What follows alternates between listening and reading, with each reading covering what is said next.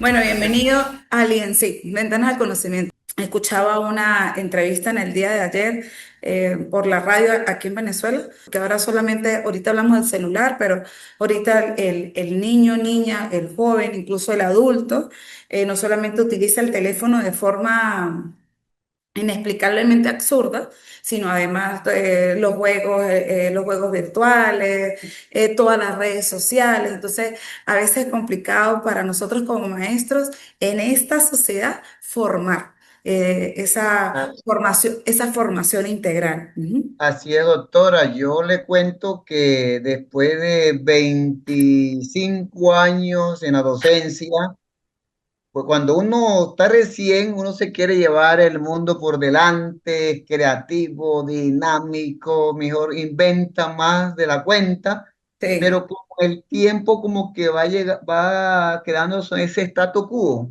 sí, así es. Así, pero ahorita con las lecturas, especialmente con el ensayo que usted nos mandó a leer del libro de la creatividad, pues me dio como una bala de oxígeno, de motivación, Amén. de echar adelante y ver que la creatividad no es algo de individual, digamos, como nos dice el texto, que muchas veces piensan que la creatividad es para algunos pocos. Sí, así es. La creatividad es para todo y desarrollar ese potencial que hay. Y yo también estaba mirando pues la creatividad y la productividad desde el concepto teórico como un proceso cognitivo, afectivo, social, mediante el cual el sujeto genera novedades y a nivel de productividad coincide con la eficacia que genera resultados en la Así es. capacidad de transformar, digamos, en nuestro cotidiano trabajo de enseñanza-aprendizaje. Así es. Como usted muy bien lo dice, la creatividad es innata en el ser humano y es lo que vamos a tratar, bueno, vamos a tratar, no, vamos a hacer en el día de hoy. Vamos a disertar acerca de eso, reflexionar acerca de esa semillita que todos los seres humanos tenemos y que dependiendo de ese buen maestro y dependiendo del entorno, porque a veces nosotros como maestros queremos, como usted dice, comernos el mundo. Lo escucho y entiendo que tiene muchos años en la docencia. Yo comencé muy temprano, ya estoy jubilada, imagínate, tengo más de 25 años y tú dices, el que es maestro de vocación entiende que cada día que usted entra en un ambiente de aprendizaje o dependiendo de esa función que usted cumpla dentro de su entorno educativo, usted siempre tiene que ser creativo. La creatividad permite solucionar esos problemas que usted los ve grandísimos y que tal vez si nos unimos en equipo, si logramos buscar las estrategias, las dinámicas y las acciones precisas, podemos solventarlo de la mejor manera y bueno, y pueden salir miles de ideas. Entonces, bueno, bienvenidos a esta cátedra, a esta unidad uno y unidad 2 y dice así, la primera tarea de la educación es Ahora, agitar la vida. disculpe. ¿Ok? La primera tarea de la educación es editar la vida, pero dejándola libre para que se desarrolle. Eso lo dijo María Montessori y es así. Nosotros tenemos que buscar la manera que la educación sea integral y en esa integralidad entre todo lo que tiene que ver, que usted lo decía, con lo cognoscitivo, con todo lo que tiene que ver con el conocimiento, pero también tiene que ver con la formación de la personalidad, porque la vida nos lleva a eso. Cuando el estudiante realmente es bien formado, académicamente sale de forma excelente, pero también su acción es de un buen ser humano. El contenido temático en el día de hoy son los postulados teóricos según autores de educación, creatividad, talento, inteligencia, aptitud. Por supuesto, la sociedad del conocimiento como industria del conocimiento, porque sí es aplicable, y la accesibilidad y flexibilidad como principios orientadores de las políticas de innovación.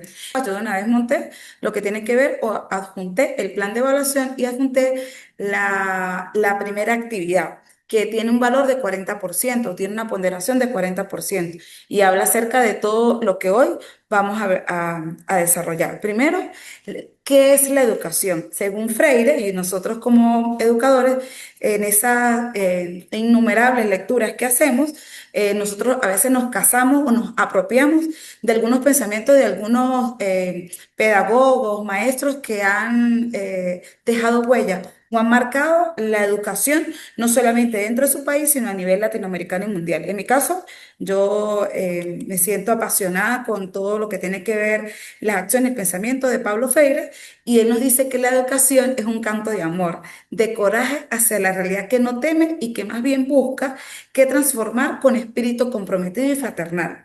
La educación es un constante vivir de experiencias mutuas entre el educador y el educando, y la educación es arma de lucha contra el atraso y la pobreza.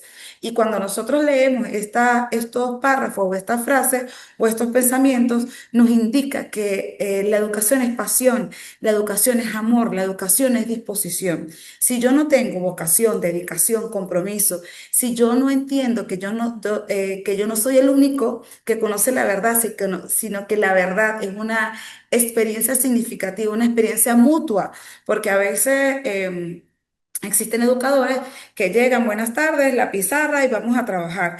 Y no le preguntan al estudiante cómo se sintieron hoy, cuál es su trabajo, qué hizo en el día de ayer, cómo está su familia.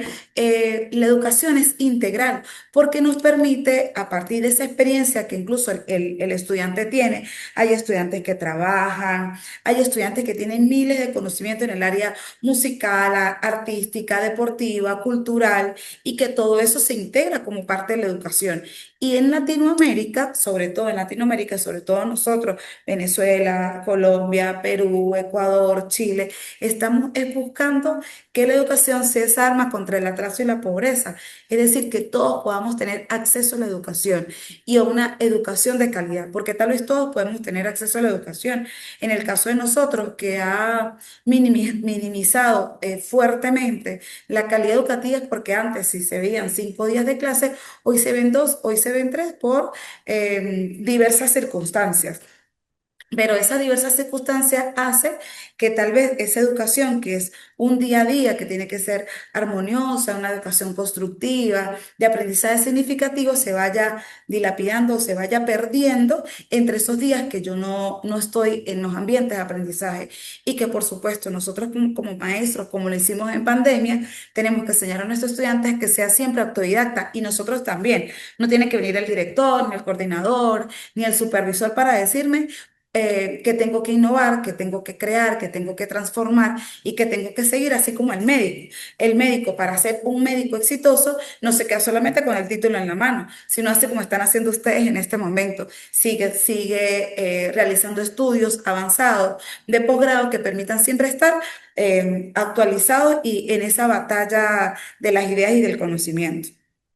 Doctora, Ajá, usted se acaba de tocar este punto, pues acá en Colombia ahora se está haciendo fuerza en la cátedra socioemocional. ok, La cátedra socioemocional entonces ya es ley salió en julio y es la ley 2383 que habla de la ok. cátedra emocional, donde se habla por ahora como no hay, digamos, la cantidad de docentes que se requiere como los psicólogos en este caso profesional, entonces se está hablando de transversalización de la cátedra socioemocional.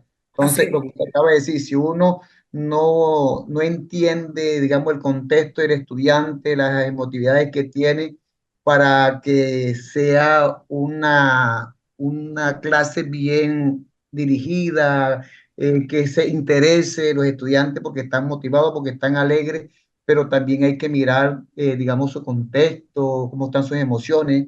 Y hoy el Estado está enfatizando mucho en esta ley socioemocional. Sí, es fundamental, profesor Héctor. Usted tocó un tema álgido. Y en mi caso, mi tesis doctoral fue acerca de esa particularidad o esa importancia y esa relevancia que tiene que tener la psicología positiva para nosotros los maestros. Y nosotros sí lo creemos. Para usted poder tener un ambiente educativo, y hablamos de la educación, porque obviamente no somos ingenieros, ni somos arquitectos, ni somos abogados, ni somos cualquier otro ámbito profesional.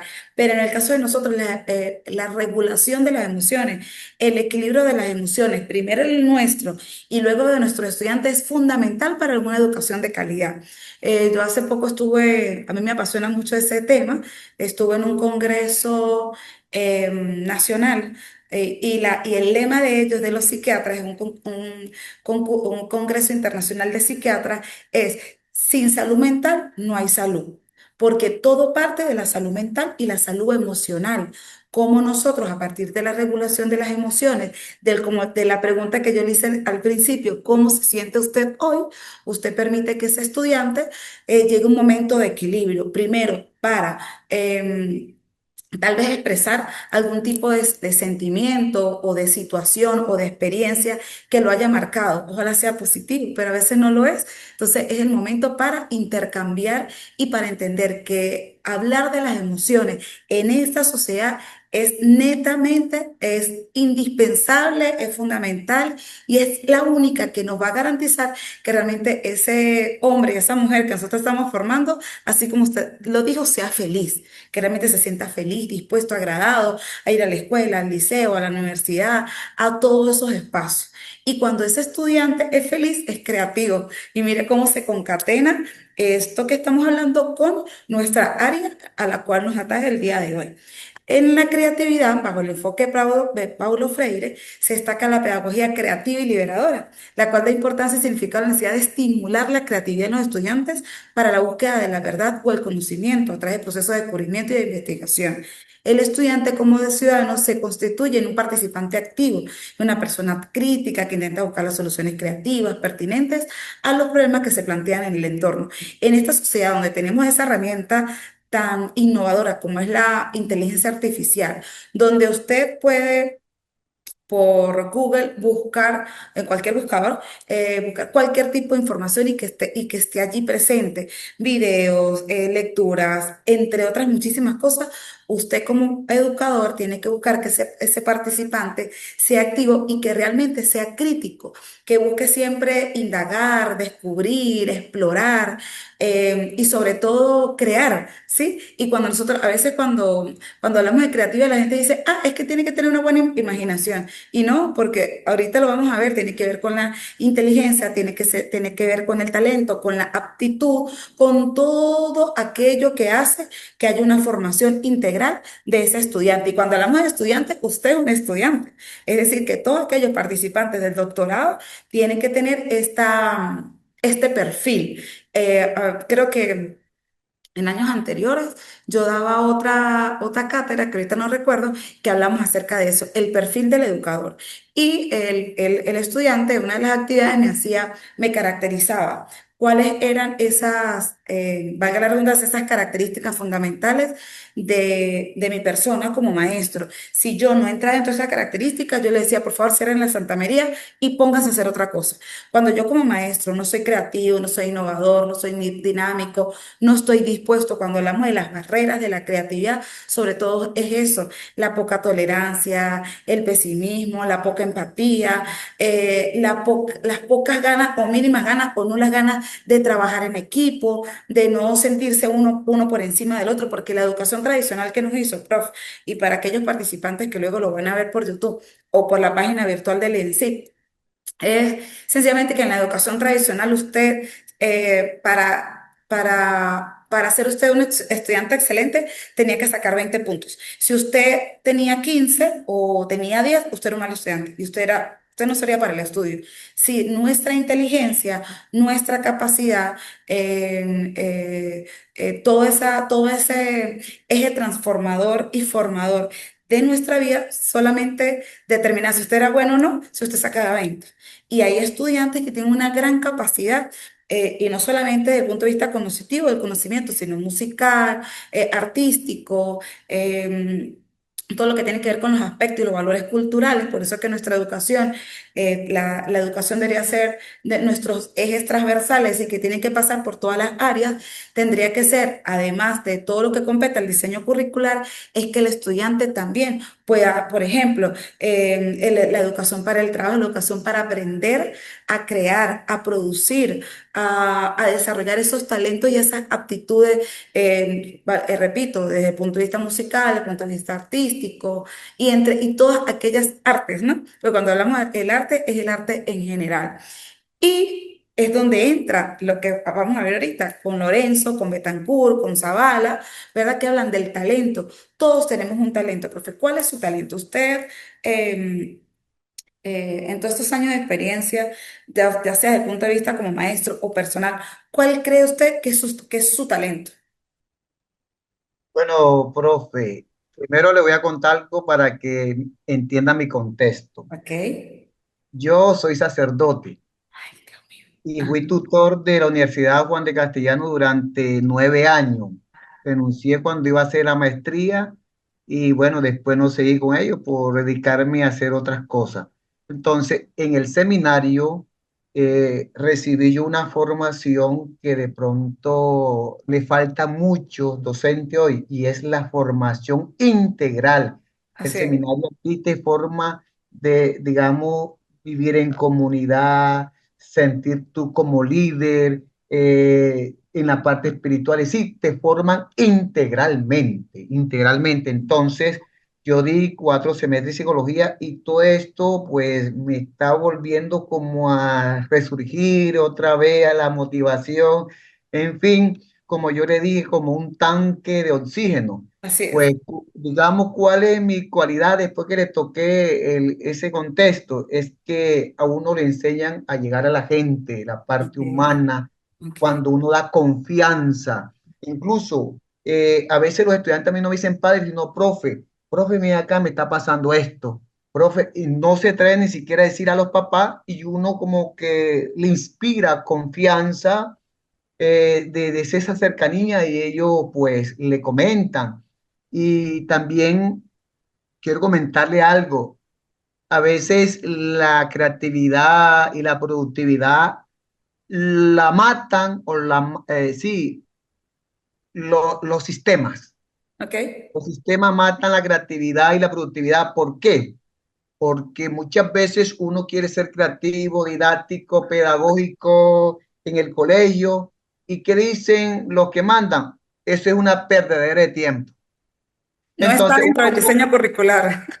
cierto, entonces es una perdedera de tiempo, mijo. Entonces le ponen a uno para entrar a clase tiene que llenar un formato. Entonces, Sí. eso antes, y no estoy en contra, pero antes no había esos formatos y uno llegaba como con un chiste, como algo. Ahora no, uno llega a firmar el formato. Entonces, como que le van coartando la Sí. creatividad y se nos olvida que el ámbito didáctico y pedagógico, la creatividad y la productividad implica generar ambientes de aprendizaje que estimulan la autonomía, la curiosidad a nivel epistemológico, o sea, a nivel del conocimiento vamos a ayudarlos a resolver problemas de una forma innovadora. Entonces, nosotros como docente de aula, debemos ser como el mediador, el puente que orienta esos procesos de pensamiento divergente y convergente para favorecer una producción original y rigurosa en la formación de los docentes y buscar un conocimiento pertinente y transformador en nuestros estudiantes que hoy en día no son como críticos, analíticos y reflexivos. Yo les doy filosofía y eso a veces cuesta que los estudiantes pues Sí. sean críticos, analíticos y productivos del conocimiento. Entonces, es allí donde estamos invitados todos los docentes a ser creativos y didácticos para producir una creatividad didáctica y productiva del conocimiento a Ok. través de una formación innovadora de nuestros estudiantes. Muy bien, entonces su talento es a saber llegar a la gente, saberlos escuchar, saberlos entender, ¿sí? Su talento, Escuchar, escuchar. Y a saber veces escuchar. solamente con escuchar, sin hablar, solamente escuchando, Así ellos se es. sienten felices. Ok, muy bien. Porque el talento es aquellas manifestaciones que suceden de forma espontánea, ¿verdad? En el quehacer cotidiano de la persona y que pueden estar presentes de su niñez o son descubiertos y desarrollados a través de la vivencia que se presenta en diversos contextos. Y es donde entramos nosotros los maestros, los educadores. Nosotros, cada uno de nuestros estudiantes que están allí sentados, tienen un talento y nuestra función es hacer que se desarrolle ese talento, que esa llamita que está allí o esa semillita que está allí florezca. Entonces tenemos estudiantes muy talentosos para la cocina, para la música, para el arte, para la comprensión lectora, para la habilidad matemática. Y es cuando nosotros debemos siempre estar presentes realizando ese diagnóstico inicial que usted realiza a ese niño de forma integral.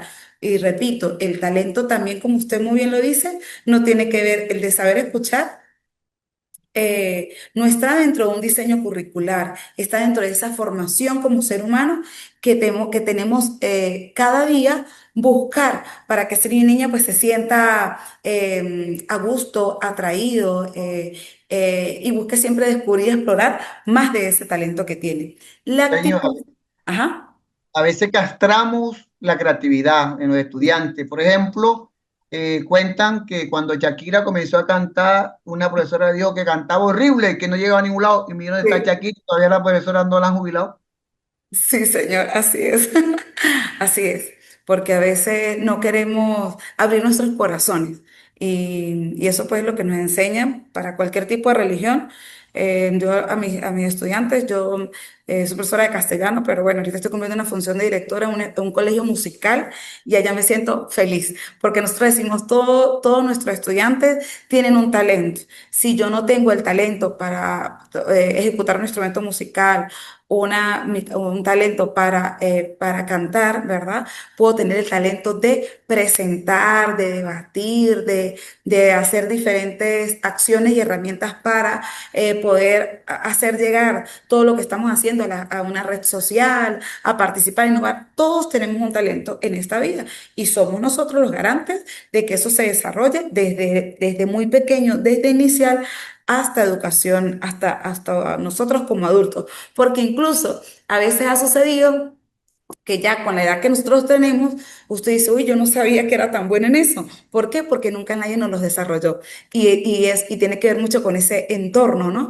Los entornos laborales, educativos, donde prevalece la armonía, la confianza, el trabajo en equipo, la empatía, la tolerancia, el siempre querer ser mejores, pero ser mejores no de forma individual, sino en forma colectiva.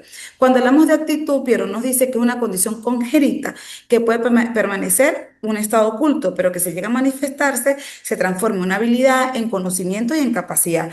Ella dice que, que la actitud es la diferencia que existen dos individuos que principalmente poseen las mismas características. Y Jameli dice que la actitud es el botón determinante que origina diferentes rendimientos y a raíz de esto poseen peculiares modos de reaccionar o solucionar problemas de perspectivas distintas. Esa es la actitud cuando usted realmente la actitud se manifiesta no en la actitud, no en mis acciones, sino en la aptitud que yo tengo para transformar los conocimientos, las capacidades, las habilidades y bueno, y siempre reaccionar de forma creativa e innovadora a algunos problemas dependiendo del espacio donde yo me encuentre. Tenemos la inteligencia. Y la inteligencia es algo que se ha debatido en varios ámbitos y en varios espacios. Porque muchas personas dicen, no es que esa persona no es inteligente, no, la inteligencia es una propiedad hereditaria, y lo dice Galton en 1909, sé que es parte hereditaria de nuestro sistema nervioso. Por supuesto, es diferente en cada individuo y se puede medir a través de la precisión y velocidad de reacción a estímulos internos. ¿Qué pasa con la inteligencia? Es una propiedad hereditaria, pero si yo como docente, en vez de usar un método tradicional, conductual, uso métodos transformadores, participativos, liberadores, mi estudiante puede alcanzar a niveles altos, muy altos, mi capacidad de comprensión lectora, mi capacidad de oratoria, mi capacidad incluso de desarrollar producciones escritas Y esta producción escrita no va a ser a partir de la inteligencia artificial, sino de mi forma de cómo yo veo al mundo y cómo yo le puedo dar un aporte a esa sociedad del conocimiento. Por otro lado, Goleman en el 1997 propone que la inteligencia emocional, y miren este tipo de inteligencia, o la inteligencia múltiple, inteligencia emocional múltiple, es la capacidad de reconocer nuestros propios sentimientos, los sentimientos de los demás, motivarnos y manejar adecuadamente las relaciones que sostenemos con los demás y con nosotros mismos. Esa inteligencia emocional también es innata, pero si nosotros en nuestro espacio familiar y en nuestro espacio educativo no buscamos que estos dos tipos de inteligencia, la cognitiva y la emocional, estén en un equilibrio, ¿verdad? Donde podamos tener espacios educativos donde el docente no solamente llegue con esa rigurosidad administrativa, como usted lo hablaba, sino que nosotros lleguemos a crear dentro de nuestros propios espacios. Si yo, por ejemplo, tengo un tema que tiene que ver con el área de castellano, a ver, una novela, Doña Bárbara. Y si yo solamente coloco a mi estudiante a leer Doña Bárbara todos los capítulos y no busco que el estudiante desarrolle su creatividad, su imaginación a partir de una infografía, a partir de un mapa mental, incluso a partir de un mapa conceptual, incluso a partir de yo lo hacía en mis clases, yo les colocaba, por ejemplo, Doña Bárbara, por favor, escribe. Entonces, ¿qué voy a escribir? Escribe un cuento de Doña Bárbara. Y en muchas ocasiones, a partir de ese título, desarrollaban cualquier tipo de cuento, de fábula. Incluso un niño hizo como un diario reflexivo acerca de Doña Bárbara. Son espacios que nosotros tenemos que buscar para que nuestro estudiante desarrolle a esa, como les repito, esa capacidad máxima, su inteligencia. Para Gardner, la inteligencia es la capacidad mental de resolver problemas y elaborar productos que sean valiosos en una o más culturas. Y por eso es que tenemos niños que desarrollan mucho más esa capacidad y esa inteligencia. ¿Por qué? Porque nosotros buscamos que ese diseño o esa planeación estratégica que yo hago de acuerdo a un tema, el niño lo pueda desarrollar, pueda proponer estrategias distintas, pueda exponer, debatir, crear, fomentar incluso espacios de debate y de interpretación de algunos textos, de algunas lecturas, de algunos videos, de tantas cosas que yo hago, porque yo no puedo quedarme solamente en mi planificación. Tengo que buscar siempre alternativas que me permitan pues que todos trabajemos y sea productivo y sea provechoso esos momentos de aprendizaje. ¿Hasta aquí vamos bien, profe? Excelente, señor. En cuanto a la inteligencia, pensamos que es el que más memoriza y eso es una actitud errónea. A Así es. veces uno manda a estudiar y el estudiante le dice de memoria tal cosa, entonces los demás dicen, es que es inteligente. No, Sí. inteligente es el que sabe leer el contexto y sabe sobrevivir, por decirlo de esa manera, porque a veces, por ejemplo, la prueba del Estado, el IFE, de aquellos Ujú. que siempre calificaron no bueno, bueno, bueno, bueno, porque se encalillaban, y perdón la expresión, se memorizaban todo, decían, esos son buenos. Y resulta que la prueba del IFE va a dar unos resultados más altos a aquellos que de pronto ni siquiera teníamos en lista porque supieron leer con inteligencia la pregunta y Exacto. dieron respuesta. Exacto, porque saben interpretar. Usted tocó exactamente el tema acerca de la inteligencia. Muchas personas dicen que eso, que la inteligencia es la memorización. Entonces son aquellos estudiantes que lo hacen al caletre, hicieron la prueba, sacaron 20, pero cuando salieron a la puerta ya se me olvidó. Y hay estudiantes igual que en exposiciones, se aprenden todo, lo memorizan todo y el maestro dice, wow, se lo aprendió todo y no escucha al otro que sí lo leyó, pero lo interpretó y lo dijo con sus propias palabras. Ese sí es el inteligente, porque tuvo la capacidad no solamente de decodificar y no solamente de memorizar, sino que lo interpretó, lo analizó y tomó de eso su punto de vista o su opinión. Yo cuando doy clase, yo les digo, por favor, no solamente cuando busquen, cuando hagan la lectura, no solamente es para decir, el autor tiene la razón. No, hagan una contraposición de eso. expliquen el por qué usted está de acuerdo o no está de acuerdo con esa cita de ese autor, si usted lo va a parafrasear, lo puede parafrasear desde el punto de vista positivo, es decir, aportando una idea, ¿verdad? Más acerca de lo que él está expresando, pero también usted puede contraponer esa información, puede contraponer esa opinión, porque es importante el debate. Cuando usted solamente está en una aula y solamente dicta, usted solamente está viendo allí unas cajitas como este laptop, una cajita en donde yo hago es vaciar información, pero cuando usted coloca, lee el texto y le dice, por favor, explíqueme qué es lo que usted entendió, usted está haciendo que ese estudiante vaya día a día haciendo interpretación de ese contenido temático, de tantos contenidos temáticos que nosotros desarrollamos. Eh, yo le digo a mis estudiantes que me encantaría llevarlos a un quien quiere ser millonario, porque no solamente es lo que aparece en el objetivo, es que yo realmente tenga un conocimiento integral y un conocimiento general de todo, que podamos saber de todo. En pandemia lo hicimos y era bueno, era magnífico. Logramos que muchos de nuestros estudiantes mejoraran en esa capacidad, porque comenzaban a leer enciclopedias, libros para poder llegar a ese momento de quien quiere ser millonario y no sé, qué interesante que puedan saber un poco de todo. Y llegamos a este punto que nos faltan 7 láminas y creo que no he avanzado lo suficiente de la sociedad del conocimiento. El INSI y muchas universidades que han querido marcar pautas en una educación innovadora, en una educación distinta, transformadora, hablamos de una sociedad del conocimiento, una sociedad que dice que el saber es fundamental para el crecimiento y la mejora continua.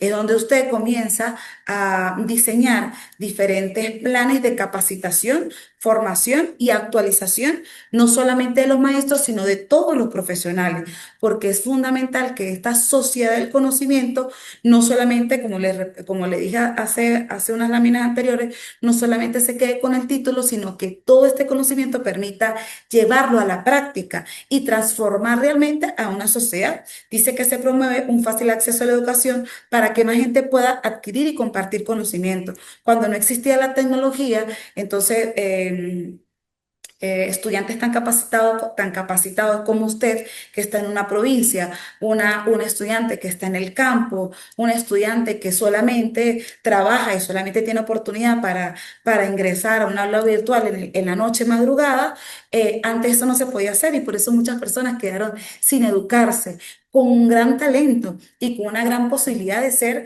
grandes médicos, profesionales de todas las áreas. Las tecnologías de la información y la comunicación son herramientas claves para la difusión y gestión del conocimiento. Entonces, por ejemplo, ahora tenemos encuentros tecnoformativos. Yo estoy aquí en Venezuela, en Táchira, y usted está en Colombia, en una provincia.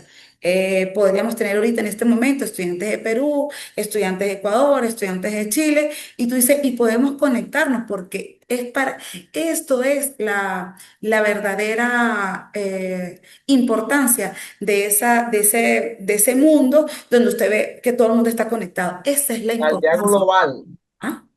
la aldea global.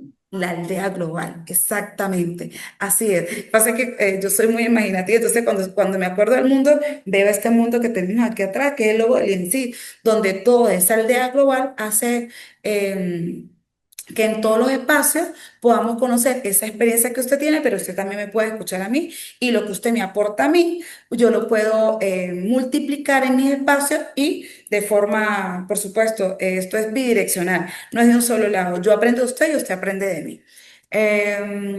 El objetivo es crear una comunidad bien informada, inteligente, progresista, comprometida y bien organizada.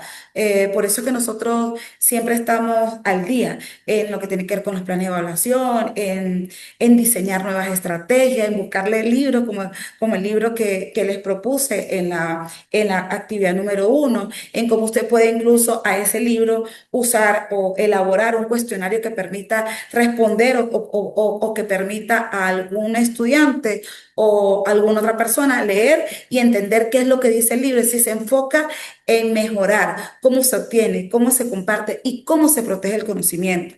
Este concepto de la sociedad del conocimiento es gracias a Peter Drucker, un reconocido profesor, en un contexto donde la tecnología y las comunicaciones empezaban a transformar el mundo. Pero aún más, si en ese tiempo se veía de esa manera, cuando nosotros iniciamos en pandemia nos dimos cuenta que si usted no sabía aprender el computador, usted estaba fuera del sistema. Y eso le sucedió a muchísimos maestros y muchísimos profesionales que veían que lamentablemente el ser humano, muchos seres humanos, no somos todos, nos vamos a los extremos. Entonces, mientras antes utilizábamos las bibliotecas, tocábamos el libro, lo guiábamos, lo subrayábamos, colocábamos notas, ahora llegamos al extremo en que nadie quiere usar libros, sino todo es herramienta digital. La idea es que ahora podamos llevar un equilibrio donde yo pueda utilizar, por supuesto, la tecnología para innovar, para crear, pero que volvamos otra vez a ese momento nativo donde entendíamos que era importante la lectura y que era importante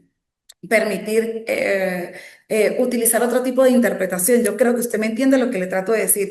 Tan Claro, sí, esencial que es usted usar un libro y leerlo, hojearlo, tocarlo, olerlo. Es necesario volver también a esos espacios. y digo, es tan importante esta temática que la misma universidad tiene un módulo que se llama Sociedad de Conocimiento y Producción Escrita. Sí, exacto, exacto. Porque nos ayuda a que usted, yo he conversado mucho con los estudiantes de Derecho, yo a veces lo digo y no dejo de decirlo. Si yo voy a ser abogado, yo tengo que aprender a redactar, a interpretar, a defender mi postura, pero mi postura no solamente es verbal, mi postura es escrita y a veces es tan difícil que un maestro, que un abogado, que un ingeniero, que un médico plasme yo le digo a ellos, un esqueleto, ¿sí? En mi caso yo soy muy visual, entonces yo estoy hablando con usted, me estoy imaginando hojas de examen, donde si yo voy a hacer un ensayo, por ejemplo, yo comienzo a estructurar en mi hoja de examen, voy haciendo lectura y voy anotando cuáles son las citas con las que voy a trabajar, voy anotando de la lectura que estoy haciendo, cuáles son esas interpretaciones que yo realizo para luego de este esqueleto armar mi ensayo, armar mi artículo, armar mi tesis doctoral, porque la tesis doctoral no cae del cielo. La tesis doctoral es una producción propia que viene a partir de la experiencia que yo traigo, ya sea que estoy presente activo, dentro de un espacio de aprendizaje, un espacio laboral o una problemática que yo considero que es fundamental y que no se ha tocado. Pero ¿cómo lo hago? A partir de la inteligencia artificial, no, a partir de esa producción escrita que yo voy haciendo. Y la producción escrita tiene que ver tanto con la redacción, con la ortografía, con la coherencia, con la cohesión. Es tan importante para esta sociedad que esto que nosotros estamos diciendo no se quede en el aire, sino que usted lo pueda desarrollar y aportar a una revista como la de nuestra, como la de Reddit o cualquier otro espacio. Debemos educar para formar individuos con calidad humana que aporten al desarrollo económico, político y social desde sus profesiones. Moreno Velázquez habla acerca de que hay que utilizar un bien común con sentido crítico, con un filo utilitario, para que realmente el estudiante aprenda desaprenda y aprenda nuevamente a utilizar todas las herramientas tecnológicas, pero también volver a las bibliotecas, volver a la producción oral y escrita, que es tan fundamental en estos tiempos. Y casi cerrando, hablamos de la accesibilidad y flexibilidad como principios orientadores de las políticas de innovación. ¿Y qué es innovar? Es crear, es producir, es transformar. Y la flexibilidad es un ingrediente clave en la innovación. Permite a los individuos y a las organizaciones adaptarse a nuevas situaciones y aprovechar nuevas oportunidades. Cuando yo no soy flexible y yo utilizo el antónimo ser inflexible, ser pesimista, ser tradicional, ser cuadrado, no hay innovación, no hay creatividad y no hay producción. Entonces, esa productividad, en vez de haber sido una productividad muy significativa, queda realmente remitida a un espacio pequeño donde no se desarrollan ni las ideas ni el saber. Cuando en mi espacio organizacional, entonces mi espacio organizacional, ¿cuál es? Yo soy líder educativo. ¿Dónde? Si yo soy maestro, yo soy el líder educativo de mis estudiantes. Si yo soy coordinador, yo soy líder educativo de los estudiantes y de los especialistas que tengo a mi alrededor. Si yo soy director, yo soy un líder educativo que engloba todo el entorno educativo. Nosotros aquí en esta nueva educación hablamos del punto y círculo. Es decir, que si mi escuela está aquí en el centro, mi entorno educativo es todo, la panadería, la carnicería, los vecinos, y usted tiene que buscar incorporar a esta accesibilidad y a la flexibilidad del conocimiento a todos aquellos que están dentro de ese entorno educativo. Por eso siempre hablamos de la escuela para padres, por eso siempre hablamos de las actividades culturales, artísticas, de intercambio, porque eso hace que el estudiante realmente tenga una formación integral y no se vea la escuela, escuela entre comillas, ¿no? La escuela en general, la escuela, el aislada, liceo, el colegio, la universidad, como en una burbuja, sino que realmente compartimos toda la problemática de la sociedad. Profe, dígame. que no se ve aislada del contexto. Exacto, que no se vea aislada, sino que sencillamente podamos compartir las experiencias, pero también podamos compartir la problemática para buscarle solución. Dice que las organizaciones que son inflexibles suelen tardar en responder al cambio y se resisten a las nuevas ideas. Pueden tener dificultades para adaptarse a las nuevas tecnologías o a las necesidades cambiantes de los clientes. Y a veces algún estudiante me dice, clientes, profe, pero si nosotros somos una empresa así. Somos una empresa educativa y cuando nosotros no lo vemos como una empresa educativa es cuando fracasamos, porque creemos que todo se desarrolla dentro de una educación integral. No, nosotros tenemos que buscar incluso abrirnos a nuevos clientes. Y yo a veces converso con mis estudiantes y les coloco el ejemplo. Hay dos escuelas, una al lado de la otra. En una hay una cola para inscripción y en otra no hay nadie. ¿Por qué? Porque no hay flexibilidad, no hay accesibilidad, no hay creatividad, innovación, motivación y por ello hay escuelas vacías y escuelas fulles. ¿Full de qué? Bueno, full de maestros y de directivos y de coordinadores y de personal de apoyo administrativo que está buscando siempre hacer lo mejor de sí. Y entonces a veces, por no ser flexible, perdemos esa oportunidad de crecimiento y de innovación. La flexibilidad no solamente se trata de poder cambiar de rumbo cuando sea necesario, también se trata de estar abierto a nuevas ideas, estar dispuesto a experimentar. Cuando nosotros siempre decimos, siempre lo hacemos igual, no se cansan de hacerlo igual, no se cansan de hacer siempre lo mismo, innovemos, experimentemos. Las organizaciones que fomentan la creatividad y la innovación tienen más probabilidades de ser flexibles y las organizaciones que fomentan la creatividad y la innovación suelen tener siempre una serie de características en común. Primero suelen estar abiertos a nuevas ideas, están dispuestos a correr riesgos, también tienen líderes fuertes que apoyan la innovación, son más innovadores, fomentan la creatividad y por supuesto tienen una mentalidad flexible. Y se vuelven, Sí. ¿Ah? y se vuelven competentes y competitivos para un mundo globalizado. Claro, y a veces cuando hablan de la competencia es buena, es necesaria, es fundamental.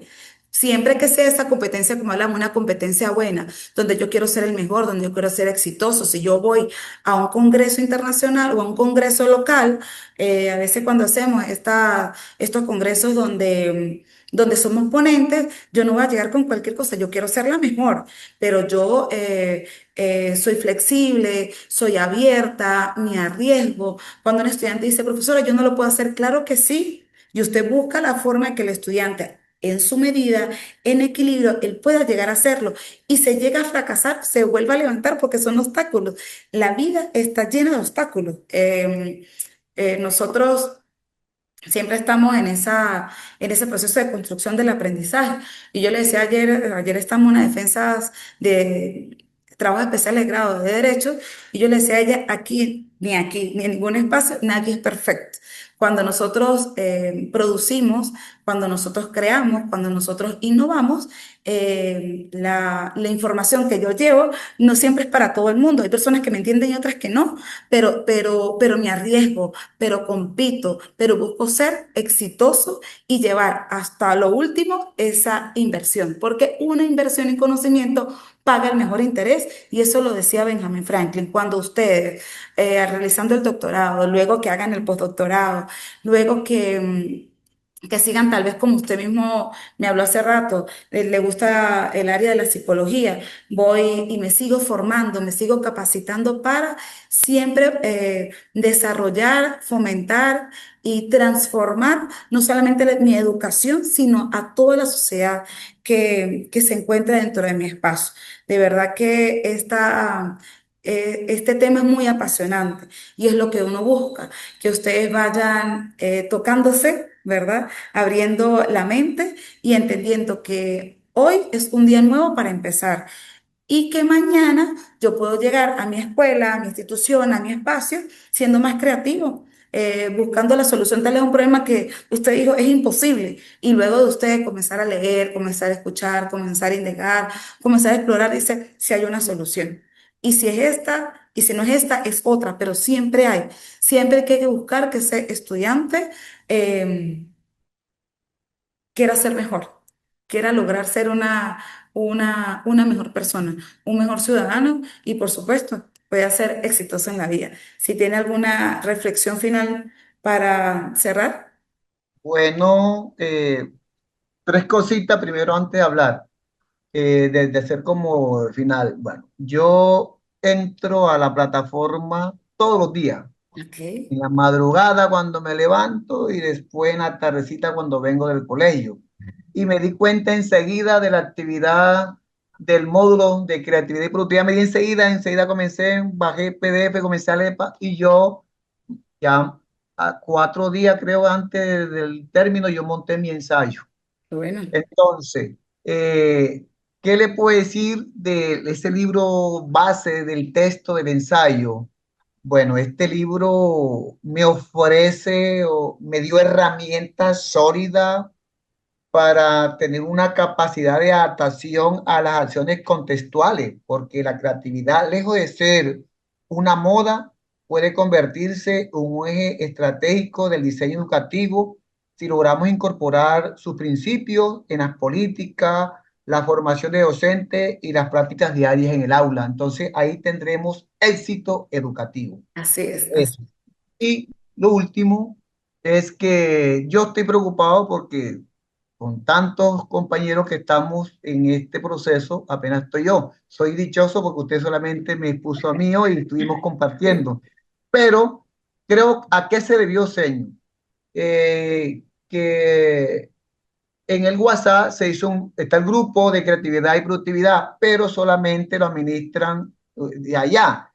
A Ok, los demás módulos, uno puede chatear, hablar y resulta que ahí a veces se manda el link de entrada a la conferencia. Entonces yo pienso que ahí tuve el error porque yo ok, tuve, digamos, de copiar el link, lo copié para mandarlo, pero no me dejó no solamente lo dejo. administradores. Entonces, Vamos a si mejorar eso. usted puede hacer grupito por aparte donde se pueda hablar, donde se pueda mandar el link.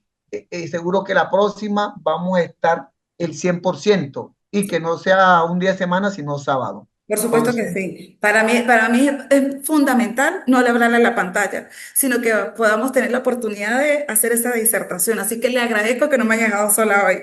no, y yo soy bastante habloso, yo cuento, yo participo de toda una mitad, pero entonces también hay que dejarle a usted que haga su trabajo, pero para que los demás compañeros, pues cuando se monte este audio y este video, tengan el conocimiento más amplio. Pero Sí. sí, le digo que se haga el chat, que lo haga usted para donde nosotros podamos hablar y usted nos mande el link ahí. Por mí no hay problema porque yo entro todos los días a la plataforma y me doy cuenta, pero hay compañeros que de pronto no están aquí en el casco urbano, sino rural, y es más rápido por el WhatsApp. Sí, ya estoy viendo lo que usted me está diciendo, lo estoy viendo aquí. Sí, dice solo los administradores pueden enviar mensajes. Como estoy aquí en la universidad, voy a verificar eso. Listo, entonces yo Bueno, iba a mandar perfecto. el link, Muchísimas pero no me lo gracias. dejó. Entonces ya yo monté mi ensayo, ya estoy Perfecto. esperando nuevas directrices. Así es. Bueno, un placer. Alegre. Que pase una feliz tarde.